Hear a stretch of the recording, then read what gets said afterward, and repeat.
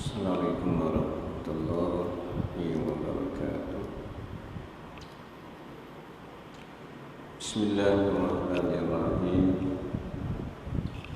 Alhamdulillahirabbil alamin.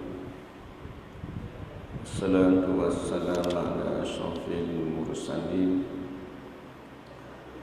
wa ala alihi wa sahbihi ajma'in. Subhanaka la ilma lana illa ma 'allamtana innaka antal alimul hakim. Wala haula wala quwwata illa billahil aliyyil azim. Wala haula wala quwwata illa billahil aliyyil azim. Wala haula wala quwwata illa billahil aliyyil azim. Rabbi shrah li sadri wa yassir li amri wahlul 'uqdatam min lisani yafqahu qawli. Amma ba'd. Qala Allah ta'ala fil Qur'anil 'azim. A'udzu billahi minasy syaithanir rajim. Wallahu akhrajakum min butuni ummahatikum la ta'lamuna syai'an wa ja'ala lakumus sam'a wal absara wal afida la'allakum tashkurun. Sadaqallahul azim. Alhamdulillah, syukur kepada Allah Subhanahu wa taala dapat sama-sama kita menunaikan sembahyang maghrib berjemaah. Mudah-mudahan amal ibadat kita diterima oleh Allah Subhanahu wa taala. Bersyukur juga kepada Allah Subhanahu wa taala kerana masih lagi dipanjangkan usia kita.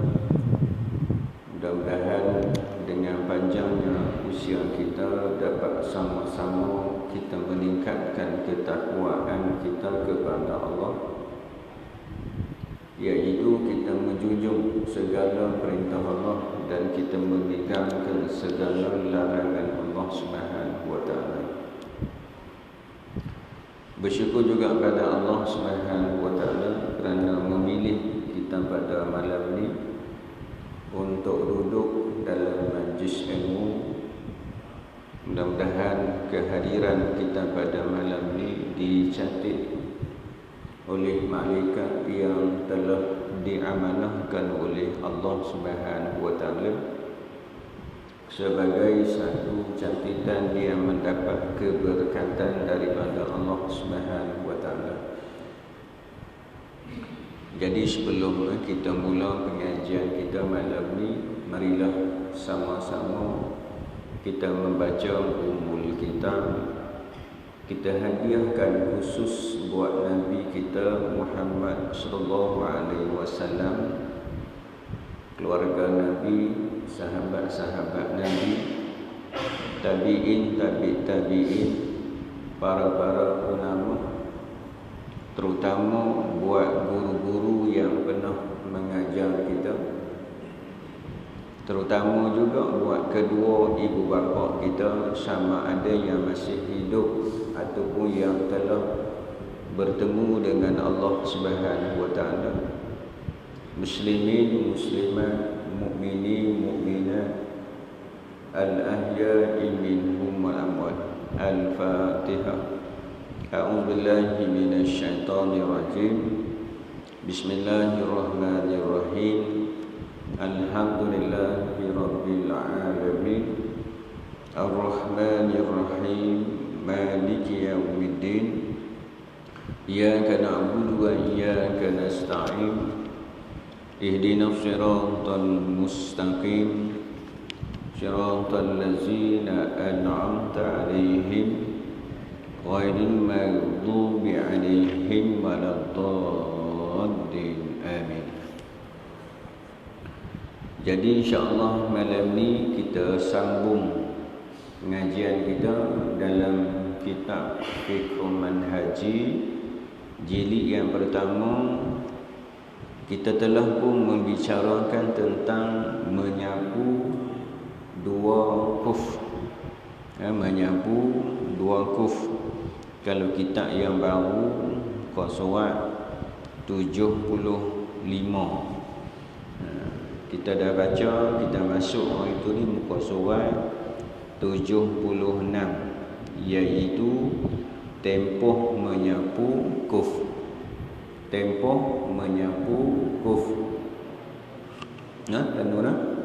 Tempoh menyapu kuf. Baik, bismillahirrahmanirrahim. Qala musannif rahimahullahu ta'ala, tempoh menyapu kuf. Jadi sebelum ni kita dah bicara, kita ulang sepintas lalu syarat-syarat menyapu kuf. Syarat-syarat menyapu kuf. Syarat ni benda yang ada kaitan, tak boleh pisah. Kalau semayang dia ada syaratnya. Kalau puasa dia ada syaratnya. Kalau haji dia ada syaratnya. Begitu juga dengan menyapu kedua kuf ada syaratnya. Kita sebut dah sebelum ni. Yang pertama kita sebut sebelum ni, kedua-duanya dipakai setelah berwuduk. Syarat nak jadi sah sapuan kuf kita, syaratnya sebelum kita pakai kuf, terlebih dahulu kita kena berwuduk. Sebelum kita pakai kuf, apa makna kuf? 2 kasut atau 2 penutup. Kasut yang menutupi sehingga buku lali kita. Kasut tu dibuat daripada kulit yang tahan lasar. Cuma hak tajuk ni kita belajar ambil tahu lah. Jarang lah saya ingat orang di Pulau Pinang ni buat. Kita belajar ni, kita belajar ambil tahu lah. Mana mungkin kalau kita mungkin satu masa kita bermusafir, musafir nanti kita nak buat, maka insya-Allah boleh. Tapi saya ingat di Malaysia ni kata 100% orang tak pernah guna ataupun tak pernah pakai kuf ni. Cuma kita belajar ni sekurang-kurangnya ada pengetahuan. Kalau orang tanya kita boleh jawab dah. Kuf ialah kasut yang dibuat daripada kulit yang tahan lasar. Kasut tu pula menutupi buku lali, sebab sempadan wudu ialah sampai ke buku lali. Di syarat yang pertama kita sebut sebelum ni, syarat sebelum kita nak pakai kuf tu, terlebih dahulu berwuduk sempurna. Berwuduk sempurna. Contohnya kita nak sembahyang subuh pukul 5 kita berwuduk. Wuduk sempurna dengan fardu wuduk yang 6 dan campur lagi dengan sunat-sunat wuduk. Ada berapa? Ada 18 sunat-sunat wuduk. Sempurna, wuduk yang sempurna. Lepas kita berwuduk, lepas tu barulah kita pakai kuf. Baru kita pakai kuf. Syarat mesti berwuduk dulu. Syarat yang kedua kita sebut dah sebelum ni, syaratnya kedua-dua menutupi buku lali. Syarat kuf yang kita pakai itu syaratnya mesti menutupi buku lali. Kalau kuf yang kita pakai itu nampak buku lali, maka terbatal, tak sah sapuan kuf tu. Syaratnya mesti menutupi buku lali. Kuf tu macam mana? Dia lebih kurang macam stokin lah, macam tu. Kulit yang tahan lasar. Kulit yang tahan lasar dan tidak boleh dimasuki air kecuali bahagian-bahagian yang berjahit. Jadi bahagian yang berjahit ni tak boleh buat macam mana, sebab dia jahit mesti air boleh masuk ke bahagian tu. Tapi bahagian tapak mesti tahan lasar. Sekurang-kurangnya tahan lasar, sekurang-kurangnya orang yang bermukim sehari semalam. Sekurang-kurangnya orang yang bermukim, kalau dibijai, sahabat kita belajarlah tajuk ni, bulan sudah, minggu sudah kita belajar dah. Sahabat kita ni ulang kaji lah, ulang balik. Syaratnya menutupi buku lali. Syaratnya tahan lasak sekurang-kurangnya kalau bermukim dia pakai sehari semalam. 24 jam tahan lasak. Kalau pakai sahaja koyak, terbatal sampuanku tu. Kalau bermusafir sekurang-kurangnya 3 hari 3 malam. Bermukim macam kita ni tak pergi mana-mana, 24 jam. Kalau musafir macam saya malam ni, saya nak pergi ke Tanah Rata malam ni. Esok saya kuliah subuh di Tanah Rata. Jadi saya boleh 3 hari 3 malam. Boleh 3 hari 3 malam, tapi saya tak pakai lah. Saja nak bak lah. Tapi kalau tuan-tuan nak pakai, sehari semalam. Syaratnya kuftu menutupi buku lali. Menutupi buku lali. Syarat yang ketiga kita sebut hari itu ni, hendaklah keduanya tahan daripada dimasuki air ke dalam kaki kecuali bahagian jahitan. Kita sebut tadi ni. Kasut tu tak boleh masuk air kecuali kalau dia masuk air bahagian jahitan tu, bahagian yang zip tu, yang tu tak apa, dimaafkan oleh syarak. Iaitu nak buat macam mana lagi? Kalau tidak ada jahitan, macam mana kita nak masukkan kaki? Syaratnya kawasan lain tidak boleh dimasuki air kecuali bahagian yang berjahit. Yang berjahit dimaafkan oleh syarak. Syarat yang keempat, kehendaklah kedua-duanya tahan lasak sehingga berjalan berturut-turut sehari semalam. Kita sebut tadi ni bagi orang yang bermukim, dan 3 hari 3 malam bagi orang yang bermusafir. Syarat itu. Kalau pakai sehari tak sampai 24 jam koyak, ataupun tercampur, maka batal lah sampuan tu. Ataupun bermusafir 3 hari 3 malam. Yang kelima, yang terakhir, syarat yang kelima kita dah sebut dah sebelum ni, kedua-duanya suci. Sekiranya ia dibuat daripada kulit bangkai, maka ia hendaklah kulit bangkai tersebut hendaklah disamak. Ni hak kita belajar dah hari tu ni. Cara-cara kita nak samak kulit binatang. Kulit binatang ataupun bangkai selain daripada kulit anjing dan babi. Yang tu tak boleh samak macam mana pun tetap najis mughallazah. Kulit bangkai lain boleh. Tu yang kita duk pakai tali pinggang tu. Tu yang kita duk buh duit tu tuan-tuan. Tu kasut kita tuan-tuan. Nama apa kasut tu kulit apa? Krokodil. Krokodil tu apa? Buaya. Buaya tu kulit dia kita sembelih tak? Mana sembelih kulit buaya? Kita ambil bangkai kulit tu. Tu tali pinggang kita tu dibuat daripada kulit ulat sawah. Ulat sawah sembelih tak? Mana sembelih? Bangkai tak?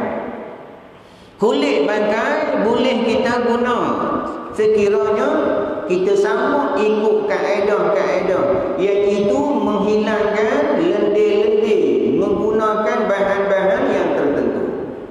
Menggunakan bahan-bahan yang tertentu seperti benda-benda yang panas lah, benda-benda yang tajam seperti asid dan sebagainya, membersih kulit tu, keluar segala lendir-lendir, keluar segala lemak-lemak, keluar segala isi-isi, maka bersih.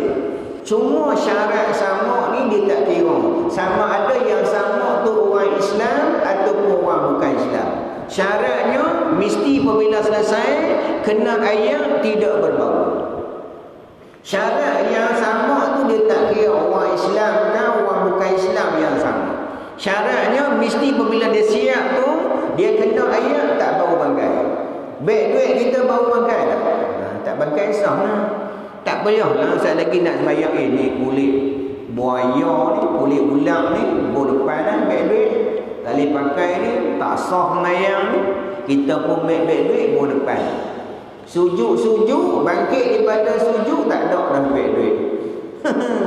Macam mereka duk tunjuk di dalam Facebook, dalam WhatsApp, dalam Instagram dia pada tunjuk orang perempuan sembahyang belakang tu. Dia bobek depan tuan-tuan. Ada orang lain juga tak tahu lelaki ke perempuan kan main sembahyang juga. Ketika orang jemaah perempuan sujud, dia pergi beg duit dia belah.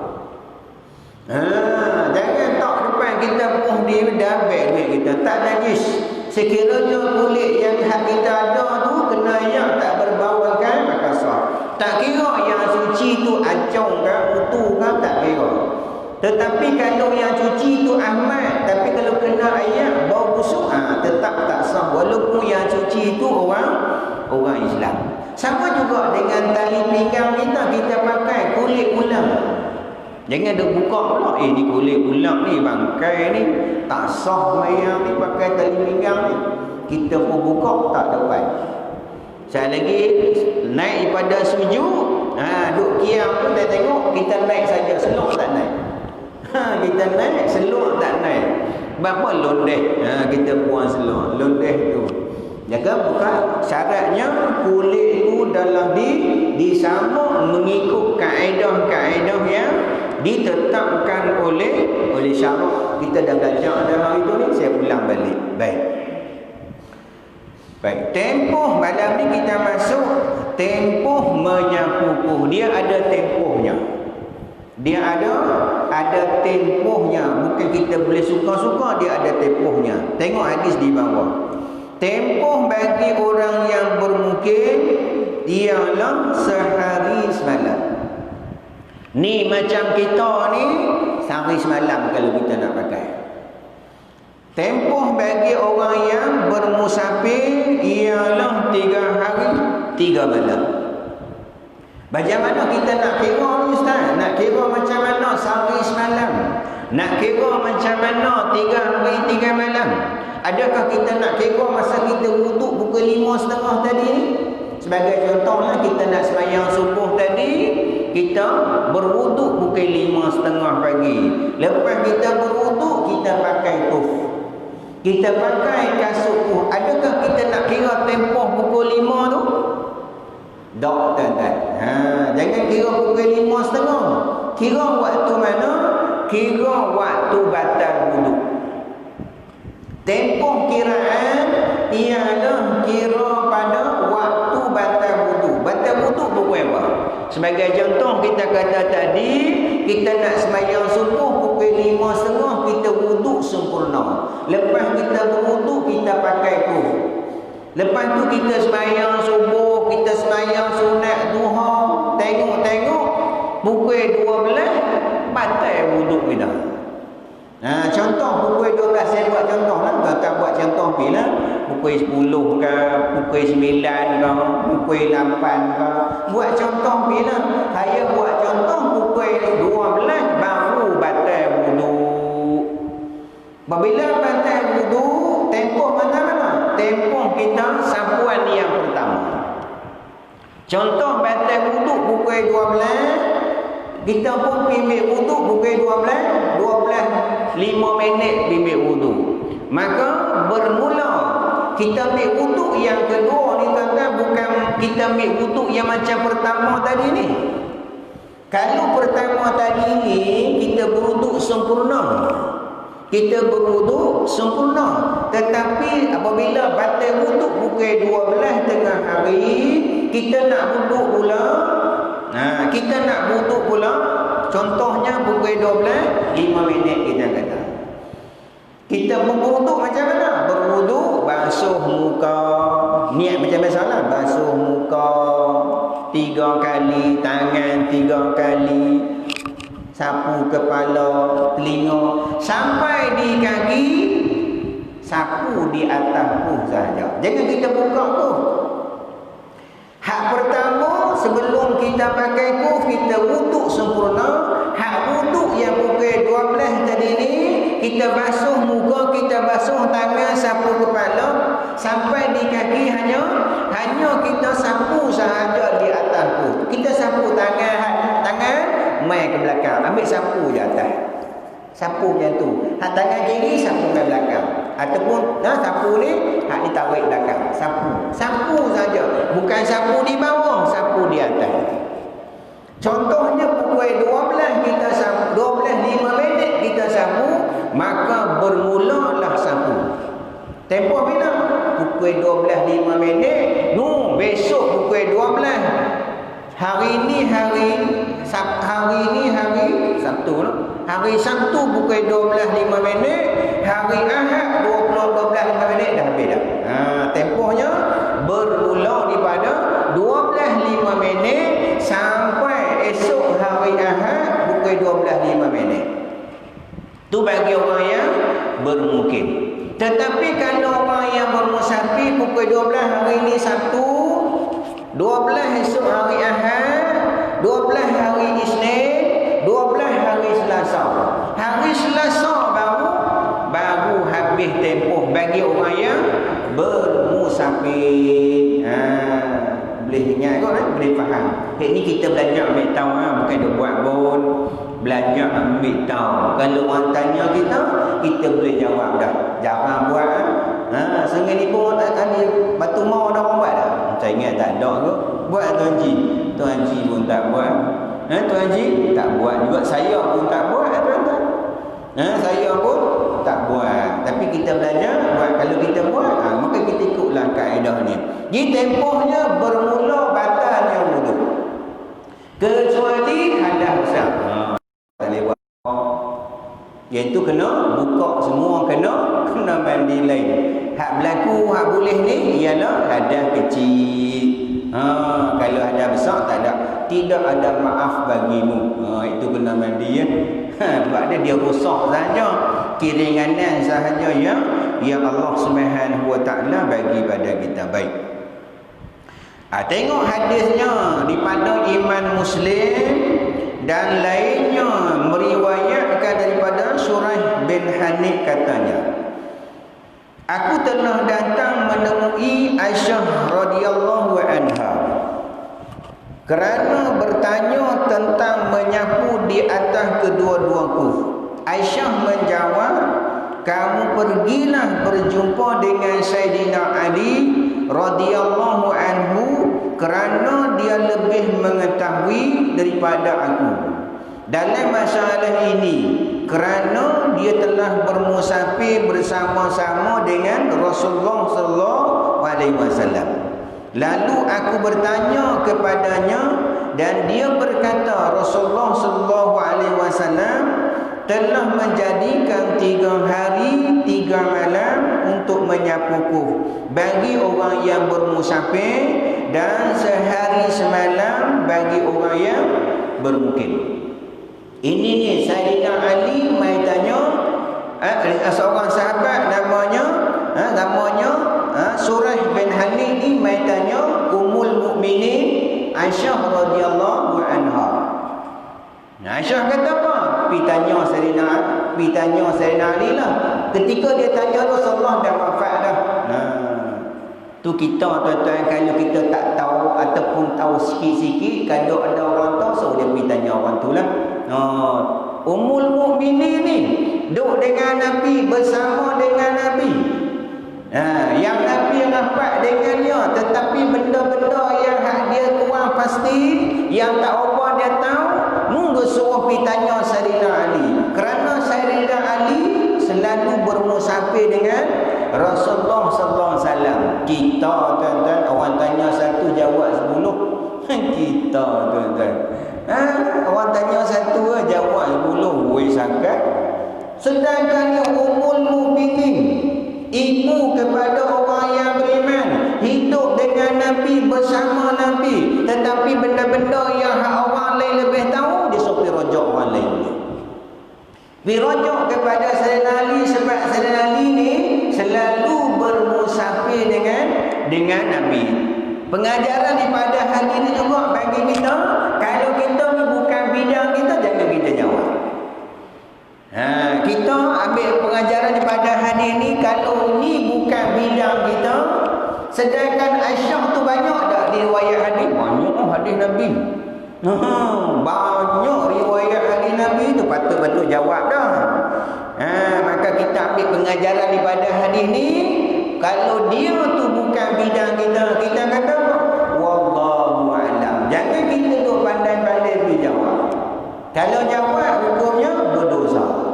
Bapa kita pun tak pasti betul ke tak betul. Ni kadang-kadang bagi pendapat saya. Pendapat saya kemas kata. Pendapat dia. Kecuali lah pendapat ulama kan lain. Pendapat saya. Sakan pendapat tuan-tuan. Jadi ambil pengajaran daripada hadis ni.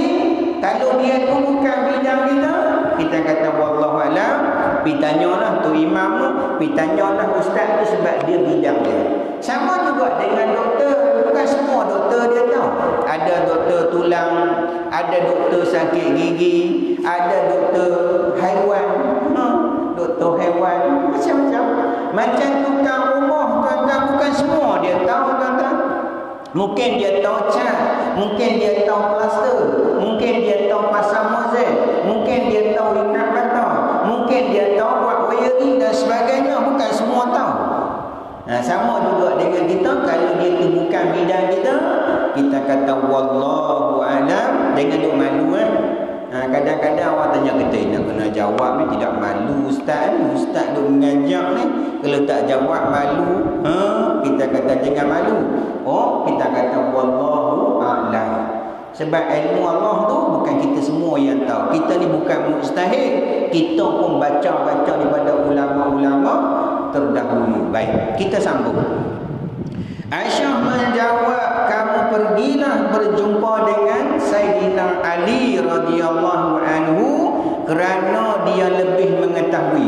Aisyah radhiyallahu anha, tapi Sayyidina Ali lebih mengetahui. Aisyah tahu, tetapi patutnya jawab dah lah.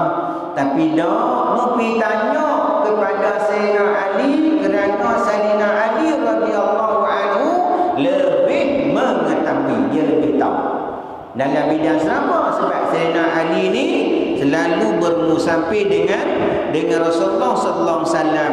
Maka lalu aku bertanya kepadanya dan dia berkata, Rasulullah sallallahu alaihi wasallam telah menjadikan 3 hari 3 malam untuk menyapu kuf bagi orang yang musafir. Orang musafir 3 hari 3 malam. Mula tempohnya waktu batal wuduk yang pertama. Kita wuduk yang pertama wuduk biasa sempurna elok. Semua basuh sampai ke kaki, lepas tu kita pakai kuf. Lepas tu batal wuduk. Hak basuhan yang kedua, yang wuduk yang kedua, yang itulah bermula tempohnya. Ketika tu kita tak buka kuf dah. Ketika tu hanya kita sapu di atas kuf je. Kuf ni sapunya. Ikut di segi logik akal, sapu di bawah. Tu kata Islam ni dia bukan logik akal.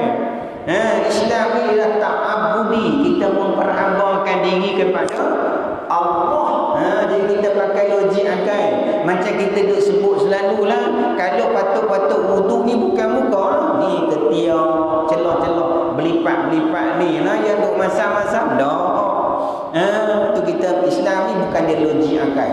Dia adalah syariat, perintah daripada Allah dan Rasul. Baik. Dan bagi orang yang bermuasir tak sampai 3 hari 3 malam, dan sehari semalam bagi orang yang musafir, orang yang bermukim. Baik. Siapa yang mula sapu ketika bermukim? Ni dia buat soalan. Dia buat soalan kat kita. Mana tahu akan berlaku macam ni, dia buat soalan untuk kita. Walaupun tuan-tuan tak tanya, dia tanya dan dia jawab. Kalau kita setengah-setengah tu dia buka soalan, setengah-setengah tu dia tak buka soalan. Sebab apa? Kalau buka soalan tuan-tuan penuh tuan nak jawab, pukul 10 pun tak habis. Kadang-kadang kita satu tempat kita mengajar di suatu politeknik mengajar. Depa hak mengaji tu semuanya bahagian-bahagian syariah pun ada kan. Bahagian dakwah pun ada. Ketika kita tu kuliah tu depa tolak tung. Kita ingat tolak tabung, tolak tung. Tung tu tulis soalan. Boh lantu. Bayangkan pelajar tu 200 orang bukan penuh tu soalan. Kita pakai undi pegang kan. Mana dekat yang tu. Kalau ikut nak ikut jawab soalan, tak payah main kuliah pun main jawab soalan macam Ustaz Zahar jawab soalan. Hak ni dia tanya, dia jawab untuk kita faham. Baik. Siapa yang memulakan sapu ketika bermukim? Ketika kita sapu tadi sebagai contoh pukul 12 kita sapu, pukul 5.30 kita berwuduk, batal wuduk pukul 12, pukul 12 kita berwuduk dan kita sapu. Bagi orang yang bermukim, berhenti ke sambung? Sambung sikit. Dah tanya juga tak gini. Sikit. Okey. Saya main jauh tu, main bangling. Sikit 5 minit 10 minit yang jauh lah. Baik. Sesiapa kita habis ni bila tempoh ni kita sambung bulan lain pula. Siapa yang memulakan sapu ketika bermukim kemudian dia musafir.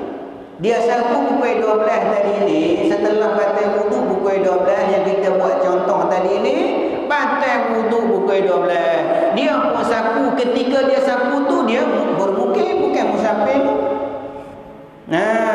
Maka dia hanya bermusafir, kemudian dia musafir. Lepas sapu, mai kawan jom kita pergi Kelompok. Niat hak mula-mula sapu bermukim. Pukul 5 dia wuduk, dia pakai pukul 12 batal wuduk, dia sapu, niat dia bermukim. Pukul 1 kan pukul 2, Tuan Haji, jom kita pergi Kelompok. Musafir lah. Musafir, dia kira macam mana? Musafir, maka dia hanya menyapu sehari semalam je. Dia tak boleh kira musafir. Dia kira mukim juga. Sebab ini rusak keringanan. Kalau buka pun tak ada masalah apa-apa. Basuh kaki lah. Tapi nak kata ini keringanan. Tanya kita kata, saya musafir ni kena kira 3 hari 3 malam dah. Dia kira bermukim juga. Contohnya kita sapu ke pukul 12, pukul 12 esok di Kuala Lumpur tu, kena buka dah. Habis dah tempohnya. Jadi kita kata, saya musafir Ustaz, tak kira. Sebab apa? Ketika kamu sapu tu dalam keadaan kamu bermukim. Bukan niat musafir pun.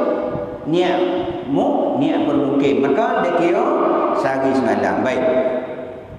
Dan siapa memulakan sapu ketika musafir, dia terbalik lah. Yang tadi bermukim. Hak kedua pukul 12 dia niat nak musafir, nak pergi musafir. Memang niat nak pergi musafir semua beg siap lah.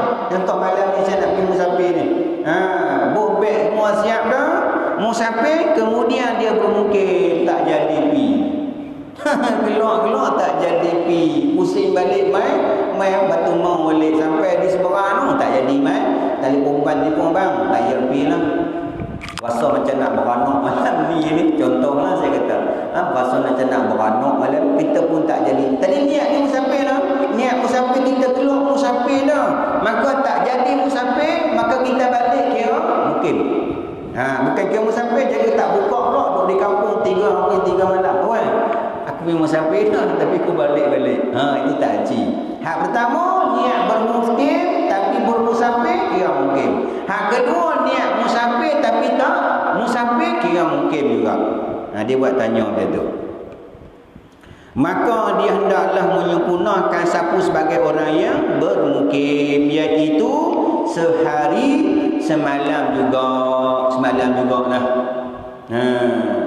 Sehari semalam mana tahu kau nak buat. Tapi kalau kita nak buat, kalau bini kita main mengaji tak apa kan. Dia tahu tidak, dia kata abang ni buat tabiat, tidur pun pakai kasut ni. Kalau dia main tak apa, dia tahu lah. Contoh isteri kita tak main lah. Kita start esok lah pakai kasut tu, tidur pun dengan kasut. Abang ni buat tabiat, ni tak pernah abang tidur dengan kasut ni, malam tidur kasut ni. Abang belajar ilmu sesat ke apa ni? Tapi kalau dia main, tak salah apa lah. Tapi tak ada orang buat lah. Kita belajar ambil tahu saja. Kerana hukum asal bagi orang itu adalah bermukim. Hak pertama hukum asal bermukim. Lepas tu dia musafir.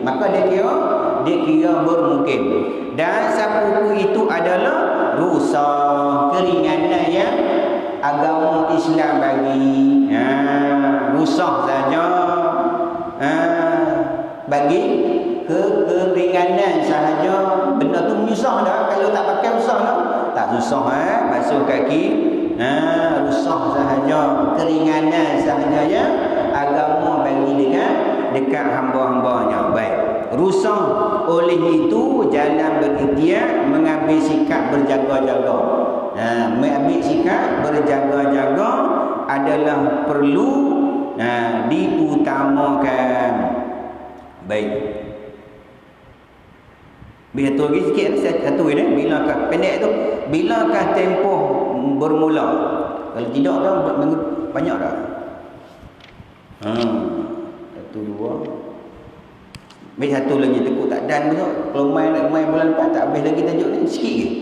Bilakah tempoh bermula? Tempoh bermula, bermula apabila berlaku hadas. Jadi kita sebut tadi ni, berlaku hadas selepas memakai kedua-dua kuf. Oleh itu sekiranya seorang berwudu untuk sembahyang subuh, kemudian dia memakai kuf, selepas itu dia berhadas ketika matahari terbit, maka tempoh bermula adalah dikira daripada terbitnya matahari. Kira hak terbit tu, hak kira batal tu.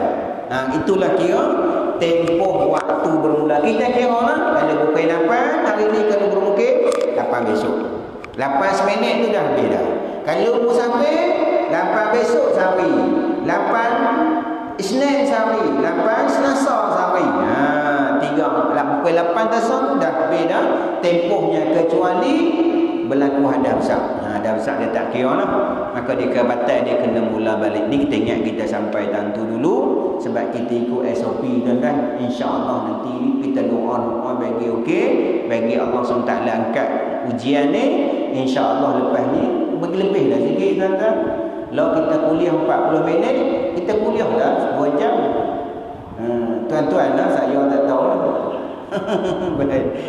Baik, kita berhenti dulu. Baiklah, sama-sama kita tangguh kuliah kita malam ni dengan tasbih kifarah dan salawat. Subhanakallah wa bihamdika asyhadu an la ilaha illa anta wa astaghfiruka wa atubu ilaik. Bismillahirrahmanirrahim. Wal 'asr innal insana lafi khusr illa allazina amanu wa 'amilus shalihat wa tawassaw bil haqq wa tawassaw bis sabr. Tuan-tuan, saya minta tuan-tuan doa saya lah tuan-tuan. Malam ni saya tolong ke Tanah Rata dan esok kuliah subuh Tanah Rata dan kuliah maghrib, dan 31 saya kuliah di Selangor. Maksudnya nak balik ke kampung balik kan, pas Selangor lepas tu saya balik insya-Allah.